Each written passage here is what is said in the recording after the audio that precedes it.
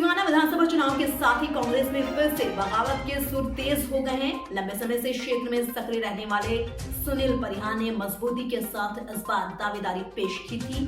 वहीं कार्यकर्ताओं को उम्मीद थी कि सुनील परिहार को कांग्रेस का प्रत्याशी कांग्रेस बनाएगी, लेकिन वक्त पर हर बार की तरह इस बार भी सिवाना से कांग्रेस दावेदारों को आलाकमान ने दरकिनार करते हुए मानवेंद्र सिंह 6 अवैध टोल प्लाजा हटाने को लेकर किसानों का 8वां दिन धरना प्रदर्शन। मिर्जापुर जिले के अरोरा में वनस्थली महाविद्यालय के पास लगे अस्थायी अवैध टोल प्लाजा के विरोध में भारतीय किसान यूनियन द्वारा आज 8वें दिन जारी रहा। आज किसानों के बीच एडीएम विद शिव प्रताप शुक्ल धरना स्थल पर पहुंचे। क्या लगता है आपको इस निर्णय के बारे में, और आज आप कार्यकर्ताओं के साथ में आपकी बैठक हुई है, क्या मानस बना है?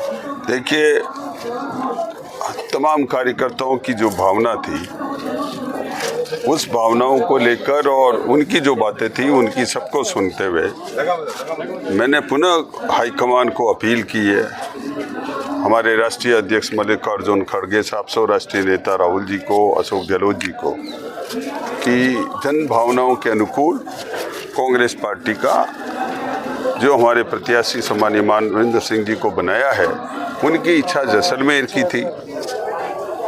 किन्हीं कारणों से आप जैसलमेर नहीं दिया है और कहीं पे भी दे, इनका कार्य क्षेत्र और कर्म क्षेत्र यहाँ पर नहीं रहा हुआ है। और वो स्वयं भी कल मुझे कह रहे थे कि मेरी कोई इच्छा नहीं है यहाँ पर जैसलमेर मेरी लड़ने की इच्छा है, मैंने न आवेदन किया है न कोई तैयारी की है। तो जब आवेदन और तैयारी नहीं की है तो हमने अपील की है, आग्रह किया है कि 48 घंटे का हम समय देते हैं कि ये टिकट को आप परिवर्तित करें। और जब कांग्रेस पार्टी और राहुल गांधी ने कहा था कि बूथ बूथ तक कांग्रेस को जगाओ, हम सर्वे होगा उसके अनुसार हम पार्टी का टिकट देंगे, तो ये तमाम जो कांग्रेस के कार्यकर्ता जो 278 बूथों के आज जो इकट्ठे हुए, वो आशंकित है कि जब किस प्रकार का माननीय हमारे जो नेता कह रहे हैं, उन नेताओं की भावनाओं के अनुकूल जो आदमी चाह नहीं रहा है, कभी भी उन्होंने आवेदन नहीं किया, सर्वे में उनका नाम नहीं, और एक हेलीकॉप्टर की तरह ऊपर थोपना, वो कांग्रेस पार्टी को मजबूत करने का काम नहीं हो रहा है। पार्टी लंबे समय से 4 बार यहाँ विधानसभा चुनाव हार चुकी है।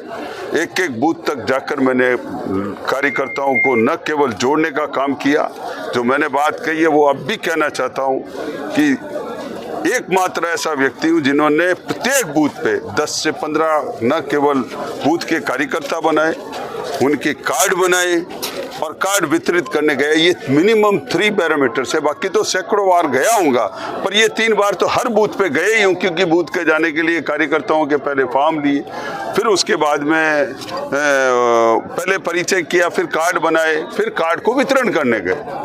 तो मैं पार्टी से अपील करना चाहता हूँ, फिर भी अगर हाईकमान अपना किन्हीं कारणों से निर्णय नहीं होगा, तब आज मैंने ये बात कही है कि मेरे ये जो बूथ के कार्यकर्ता है, 48 घंटे तक तो हाईकमान मेरा हाईकमान है, उसके बाद में ये बूथ कार्यकर्ता हाईकमान रहेंगे। अगर बूथ कार्यकर्ताओं ने मुझे निर्देश दिया चुनाव लड़ना है तो मैं चुनाव भी लड़ूंगा। बूथ कार्यकर्ता कहेगा सेवा का काम करना है तो सेवा का काम भी कर रहा हूँ। मेरी कोई महत्वाकांक्षा नहीं है कि मैं कोई विधायक बनूं या एमएलए बनूं। मेरी सिर्फ और सिर्फ इतनी महत्वाकांक्षा है कि जो कांग्रेस पार्टी के कार्यकर्ता बरसों बरस तक यहाँ पर आशंकित थे, दबे थे, उनका सम्मान कैसे बढ़े और कार्यकर्ताओं की कैसे जीत हो, उस प्रकार का निर्णय मैं लूंगा। सर, जिस प्रकार देखा जा रहा है 20 साल का इतिहास है सिवाना का, हर बार बाहरी प्रत्याशी स्थानीय कार्यकर्ताओं की कोई पूछ नहीं होती है, क्या रीजन? आप भी पार्टी में एक वरिष्ठ कार्यकर्ता के रूप में लंबे समय से सक्रिय है, क्या ये चीज़ें पार्टी को पहले नहीं पता थी? और ये जो अचानक निर्णय आया, एक तरह से हेलीकॉप्टर आप करें, पैराशूट प्रत्याशी उतारा गया, क्या लगता है कांग्रेस में सिवाना को कितना नुकसान उठाना पड़ा?